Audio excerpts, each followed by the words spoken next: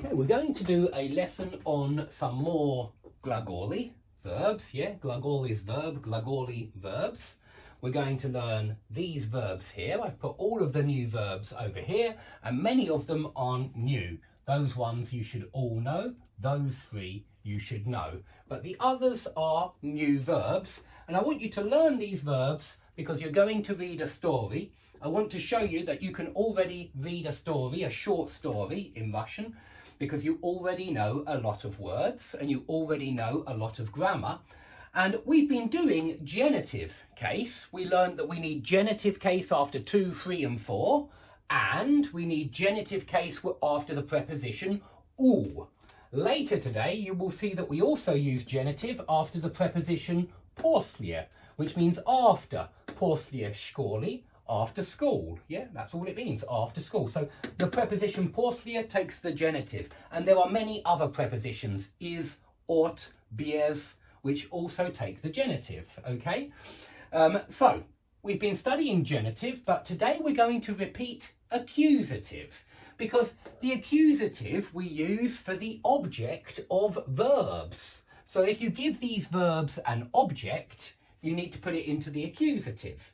Okay, so let's start with these verbs here, these 4, but we're going to start with изучать. Изучать means to study. Okay, that's what it means.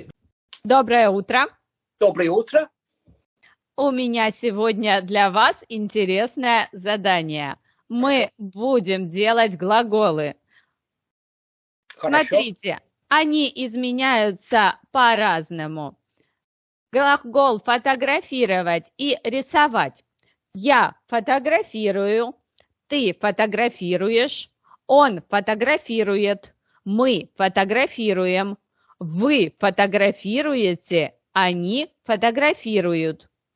И глагол танцевать. Я танцую, ты танцуешь, он танцует, мы танцуем, вы танцуете, они танцуют. Давайте сделаем упражнение с этими глаголами. Давай. Так, 1. Они очень хорошо фотографируют. Да, они очень хорошо фотографируют, правильно. 2. Ее дочь отлично танцует. Да, правильно, ее дочь отлично танцует. Так, 3. Я плохо рисую, а моя сестра хорошо рисует. Да, правильно, я плохо рисую, а моя сестра хорошо рисует.